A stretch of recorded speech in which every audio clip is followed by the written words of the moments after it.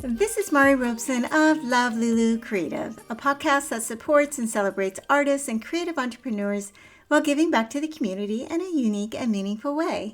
This is episode number 33, and it is also the very first episode of a new decade, 2020.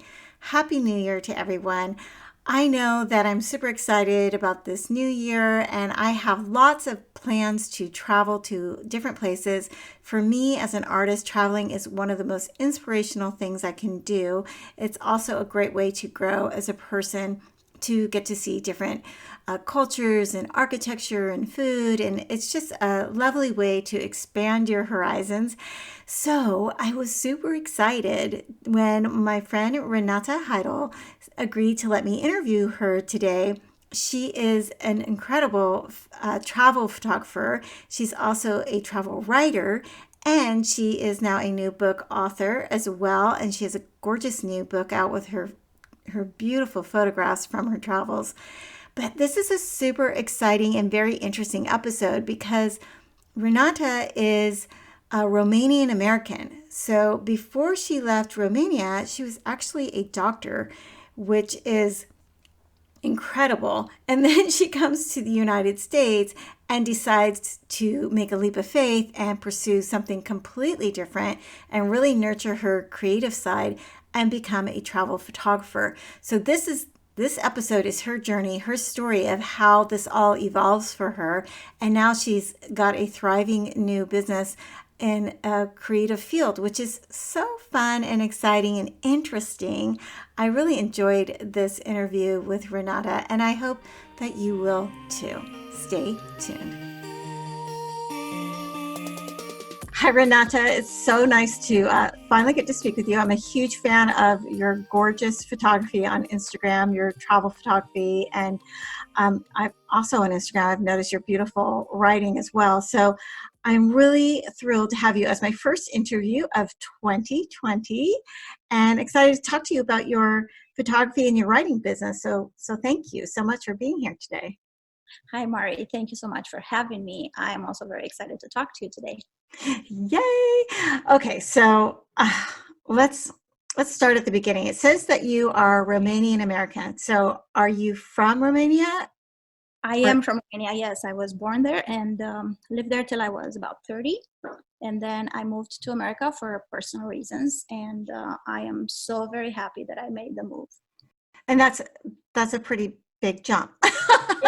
It's at the time. It's really crazy, and all my friends advised me not to do it, and I did it anyway. Oh, wow. Yes. Wow. And so where are you now in the United States? I am in Billings, Montana. And is that where you landed and you stuck there? Or no, I traveled around for a bit. I lived on the East Coast for a short time in Virginia. I lived in Idaho for a bit, in Illinois, and in Florida. And then I came back to Montana. Well, it kind of makes sense because you are a travel photographer, so it makes sense that I can't help myself. Yes. That's so funny. Well, okay. So tell me what you were doing before you moved to the States. I believe you were in the sciences. I was a medical doctor. Yes, I only practiced for a very short time before I moved here, though. And as it is very difficult for foreigners to come over and pick up from where they left, I didn't go back into medicine. I actually went and got a master's degree in health services administration. And after that, I only worked for a short time because I welcomed my first child. Mm-hmm. And I decided to become a stay-at-home mom. That's so and after nice. that, the second child was born. So I stayed home a little bit longer.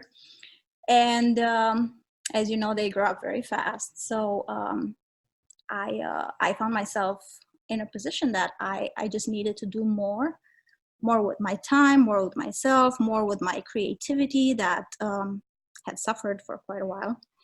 And I decided to pick up a camera. And I was obviously taking photos of my children, just like everybody does. And they just weren't very good. And I wanted to get better. So I found this wonderful website called Creative Live. Yeah. Mm-hmm. Yes. It's very good. And it helped me immensely. And I spent quite a bit of time just watching everything they had. And they were in the beginning then too. I think they started around 2010, 2011 maybe. And I found them in 2012.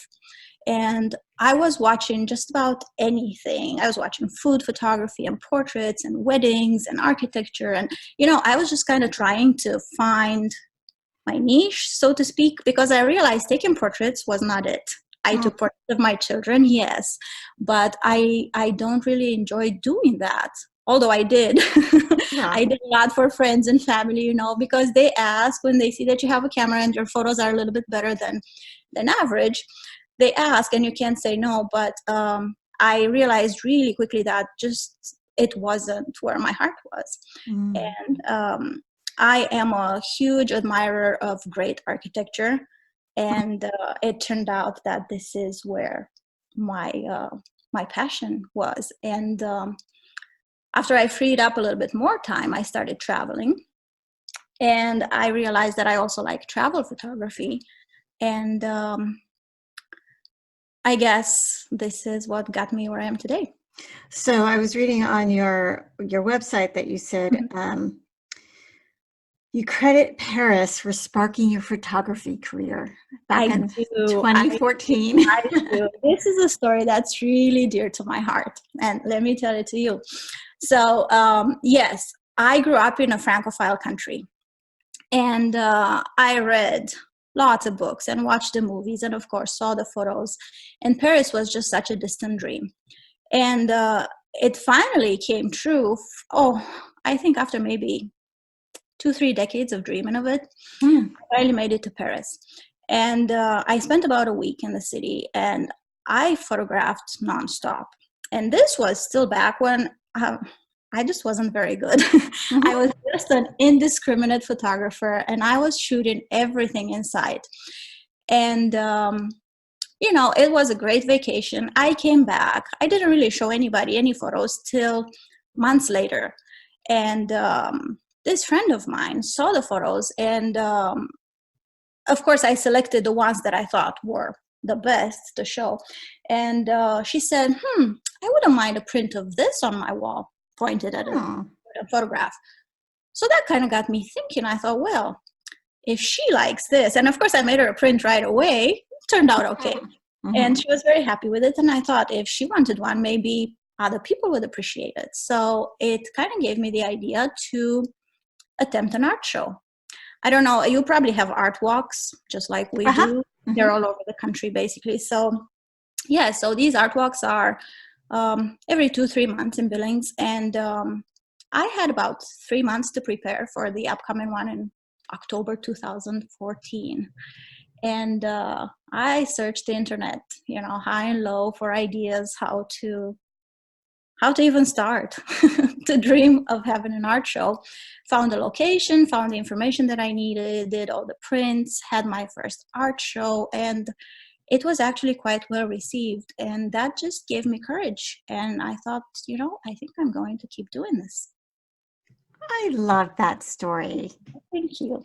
That's really great. And obviously it's worked out, because if you look at your Instagram now, the photos are very, very good. What I love about your photography is it's very, and this is why I think I was drawn to it. Well, one, it's Paris and a lot of really incredibly beautiful places. And I also love architecture, but they're very dreamy and kind of romantic is how I perceive them when I look at them. Like, I love when I can look at an image and I think about what's the story behind that, instead of it just going, wow, that's really pretty. Like, you have some that are very kind of almost haunting photos, I think, that in a good way, just really. Thank you. Yes, I appreciate you saying that. And, I actually struggled with that, because as an artist, you have to find your voice, find your style, right? So I went back and forth, and I stole like an artist. I'll admit it, Austin Kleon, you are the greatest.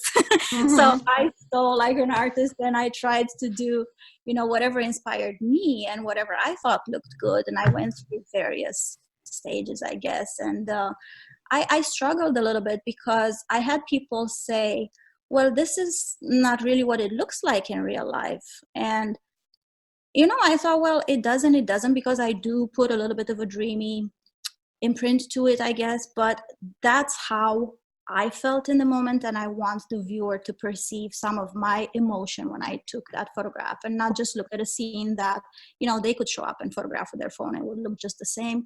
No, I Right. That's such a bizarre kind of comment. yeah. So I wanted to have a little bit of my soul in every single photograph that I put out there. I love that. And that comes across, and that's an interesting comment that someone would make to you. And I just want to backtrack. Stole Like an Artist is a really great book. It is, isn't and it? I'll link it in the show notes. I think people might listen to that and go, what did she mean by that? Yeah, it's a book. You're like an artist and show your work, right? Yes. Yes. That's really, really interesting. So you started, so you must, I mean, you have so many photographs of Europe, so you must have gone back and forth several times, I'd imagine. Yes, I now travel twice a year, and I expanded my horizons a little bit. I got out of Paris and I went to the south of France, and I fell in love. Mm-hmm. I went to Nice for the very first time in 2016, and it was supposed to be this short 3-day trip. I was actually on my way to Genoa, Italy. And I thought, well, I'm going to stop in Nice for a bit and see what the fuss is all about, because, of course, I had heard of the French Riviera, and I was thinking of it as, you know, this billionaire's playground, unaffordable to the rest of us. And I was intrigued, but I never thought I would find, you know, my place there. And I went, and I was so wrong. And I would encourage everybody to go. First of all, it's very welcoming, it's very friendly, it's very beautiful, and it is affordable if you know how to travel right. And I fell in love so deeply that I went back time and again. And of course, I photographed and I shared my photos, and I realized that the photos from there were quite a bit more successful than even the Paris photos. And that kind of got me thinking about doing a book. So, right. Yes. We have a gorgeous book out, and I'll link that too here in the show notes. So tell me about the book. Tell me a little bit more about that.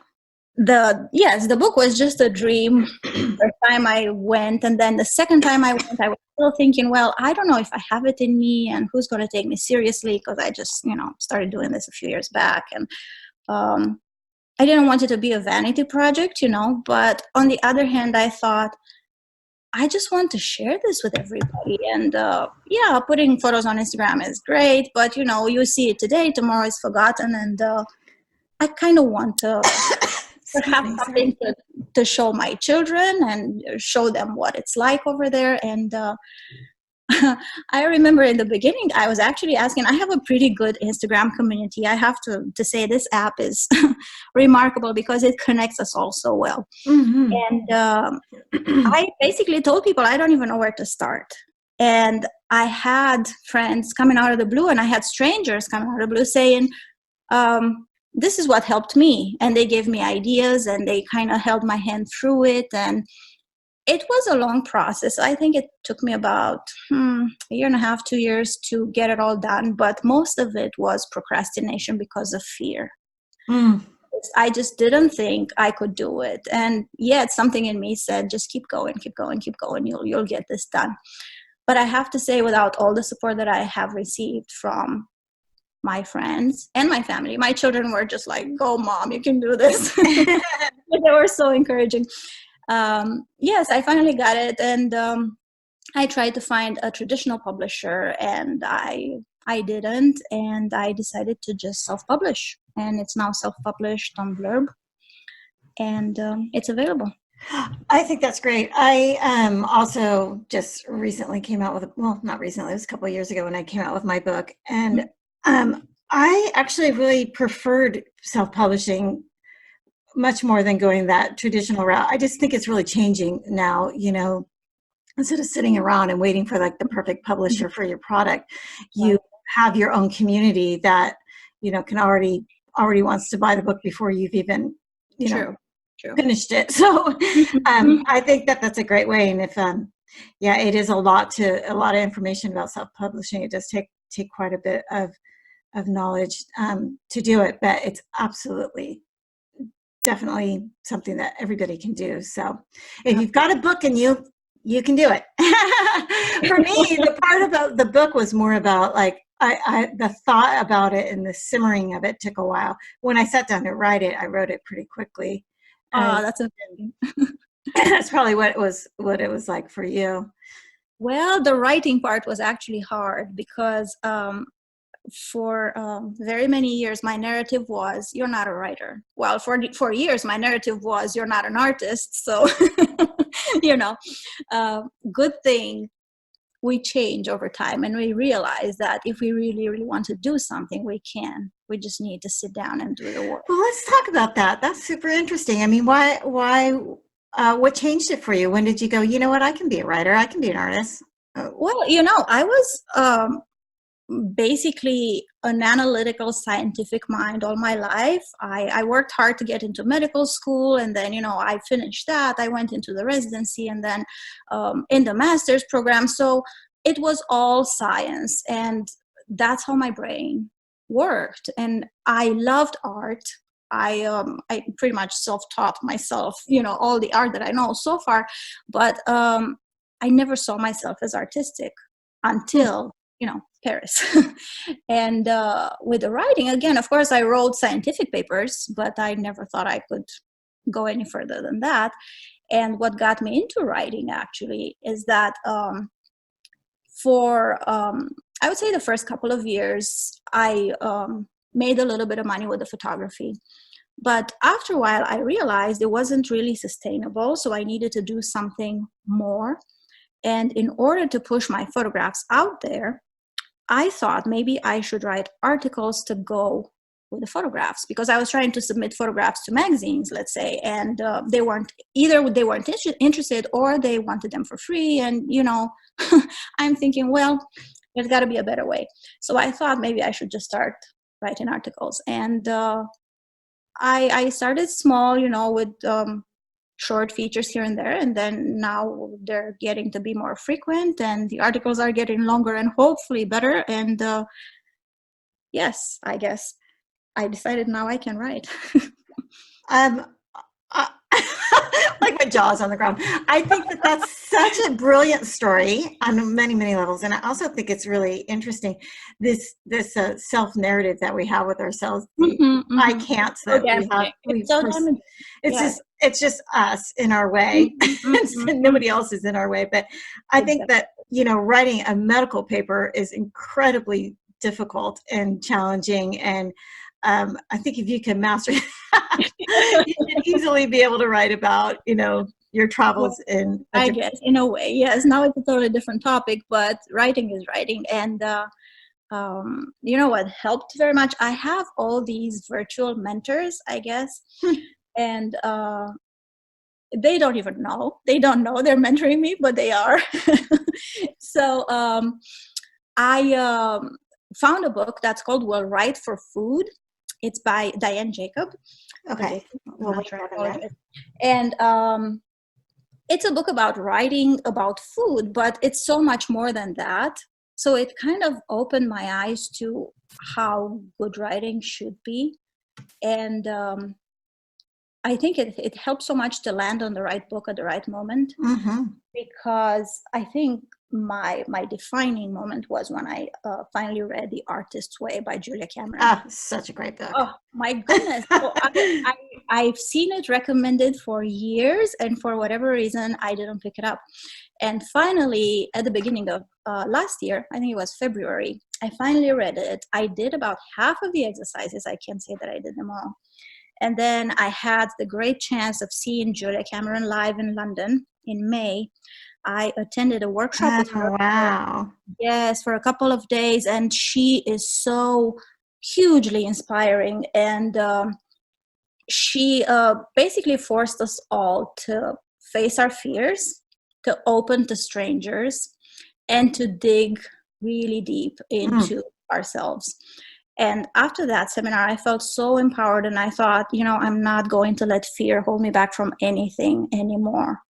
And so great. I'm just so grateful to her, and I wish I could tell her that. She literally changed my life, but she changed so many lives that I think she hears this nonstop. Yeah, I think just about every artist out there, that's kind of like a book that everybody has to have on their shelf. It's 25 years old now too, which is It amazing to is. me. Yes, it Yeah, is.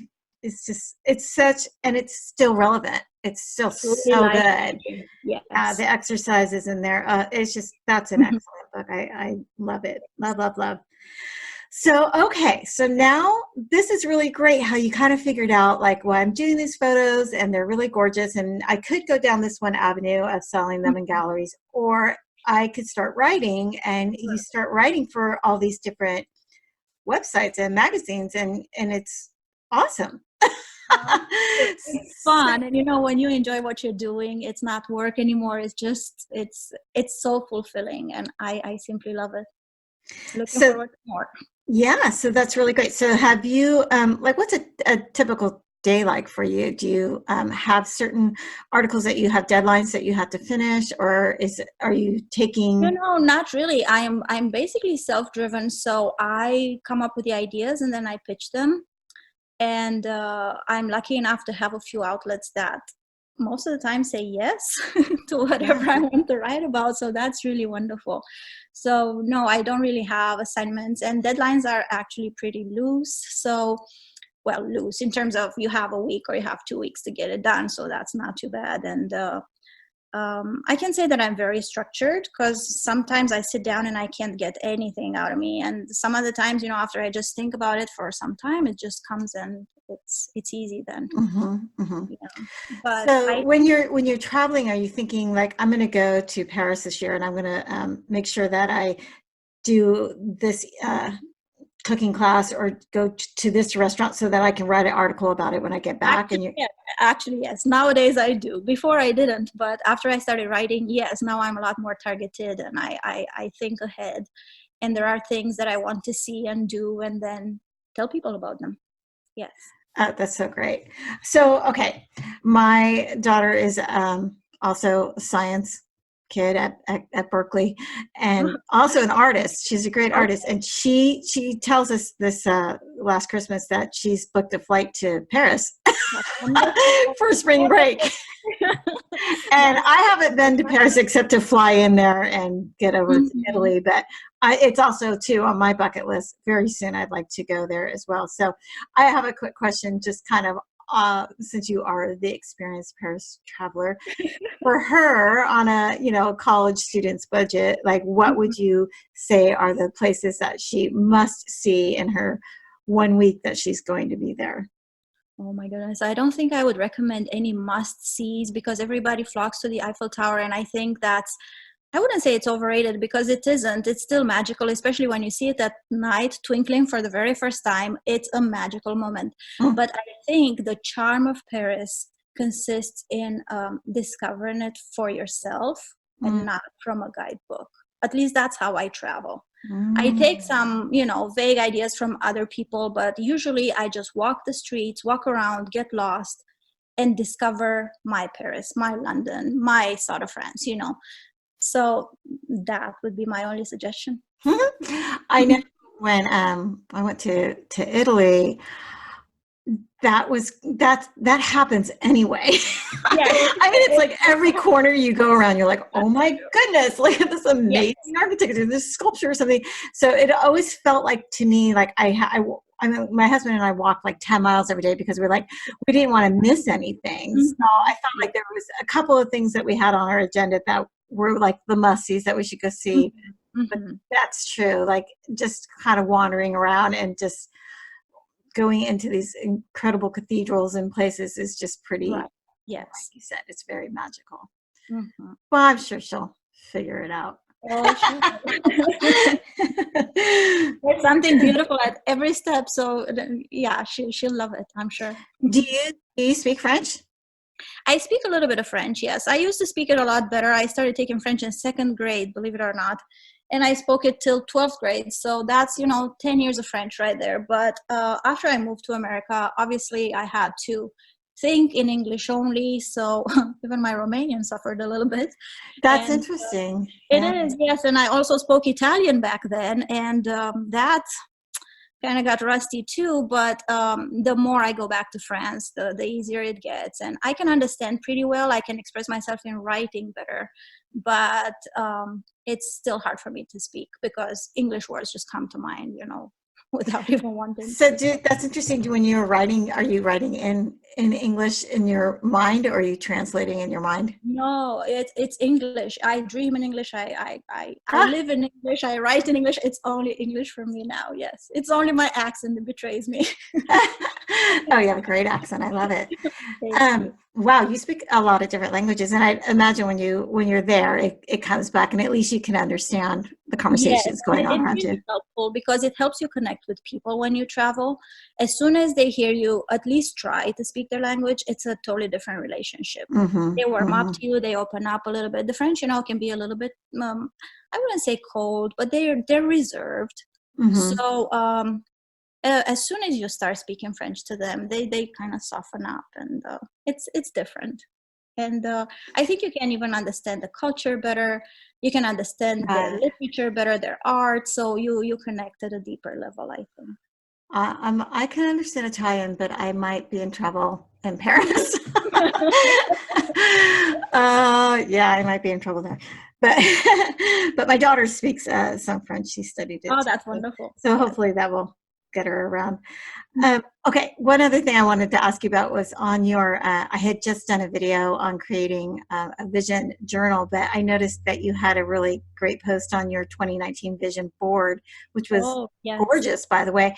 Yeah. One, my question is, did you do that digitally, or is actually pictures that you cut out and Thank you. Yes, it's pictures that I cut off travel magazines mainly because that's what what I you want to do? enjoy.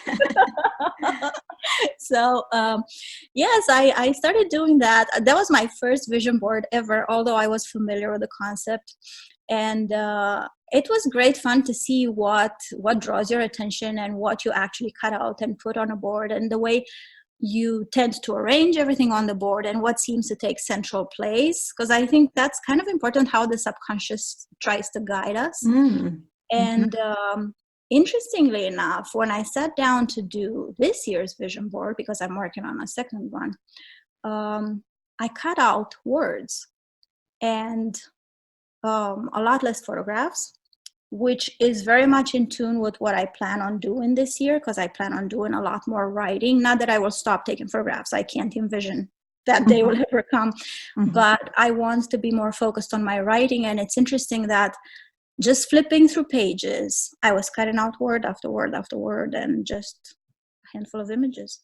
So we'll see how that turns out. Yeah, and I saw that you had your word for the year is writing, so It I is, think that's yes, really it's great. true. Yes. It's really powerful. I actually did one of the processes that I talked about in my video, and it's my red envelope. And Mm-hmm. the next day, I actually had an email from somebody that Oh, offered me. I love how that works. Yeah, I mean, it literally happened the next day. I thought it was going to happen in like 6 months, but I Wow. was like, whoa. Yes, that's I was amazing. just really like, whoa. It's so powerful. I don't know how this works. I mean, is it law of attraction or what it is, whatever you want to call it, but it seems to work somehow. I think it's law of attraction, but I also believe in the creative aspect of it, because I think when you are in that state of creating, cutting out pictures, or drawing or doodling, or just writing and scripting what you want to say, that creative activity is really high vibration, and that just puts you in your flow, right? And that's when all those really great things that you want to attract to you are magnets to you, Very true. basically. So Very true. Makes a me little. go back to my scientific mind and think, oh my goodness, I wish I was like a neuroscientist so I can figure this out. How does this work? Seriously, I truly believe that creativity is so powerful in all professions, especially being a scientist, because you are creatively coming up with problem solving. So you're. Yeah, that's fun. I really liked your vision board. I hope you take a picture and Thank post you. post Thank you your new so much. one. That's really cool. Thank you. So I always like to kind of round it up with asking a couple of questions. And the first question I have for you: what was the best creative business advice ever given to you? Mm, I think The Artist Way is full of great advice. Mm, Big Magic by Elizabeth Gilbert is full of great advice. hmm Also, another one of my favorites is The War of Art by Stephen Pressfield. hmm Also, lots of great advice. But I think what stuck to my brain the most was a quote from Chase Jarvis, who is a great photographer, and he's the founder of Creative Live. And he basically said, make it till you make it. Instead of, fake it till you make it. Mm-hmm. He said, no, make it till you make it. And I think that Yes. it's just so powerful, because if you just sit down, do the work, just there's also like a Bible verse that says, dig the trenches, God will bring the rain. Basically, that's all there is. You do the work and something wonderful will happen. Mm-hmm. Lots of great prophets have spoken about that.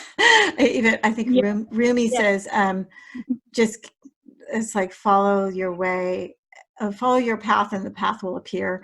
Something like that. But I love the make it until you make it, because I've never heard that before. Because it's just a craft. It's work. You've got to work on it every day. And absolutely, yeah. And Chase Jarvis is one of my virtual mentors that doesn't know he's mentoring me. Oh, I'm sure he would really like to know that. So what would be your advice to someone who's just kind of coming out of high school or in college, and they want to study the art of photography or travel photography, or they want to become a writer for a travel magazine? What would be your advice to that younger self? First off, I kind of wish I could go back and redo some things. I was paralyzed by fear. Fear in so many ways. And I think the best advice I could give is, don't be afraid. Don't be afraid to fail.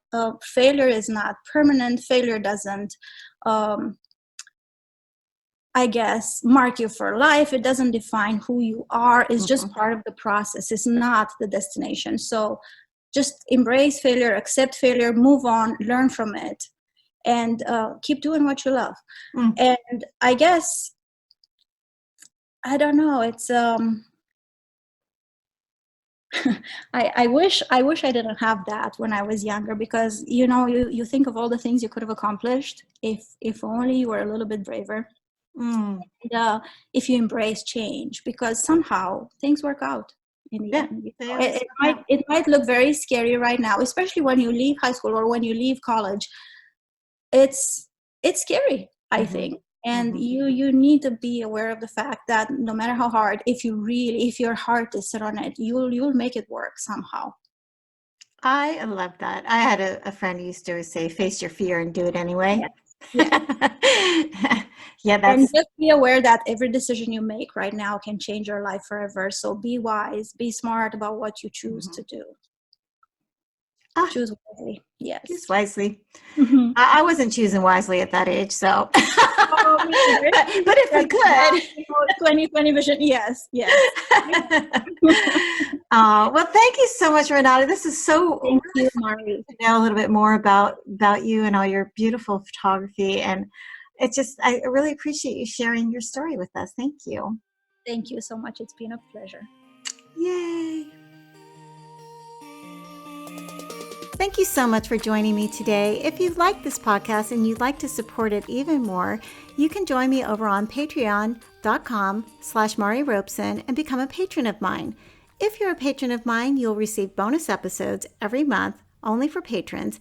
You'll also receive 20% off all the merchandise in my online shop, marirobeson.bigcartel, and you will be receiving free printables every month that will be of my artwork, and they're some really fun things. You can follow along on Instagram and you can see what I'm creating just for my patrons.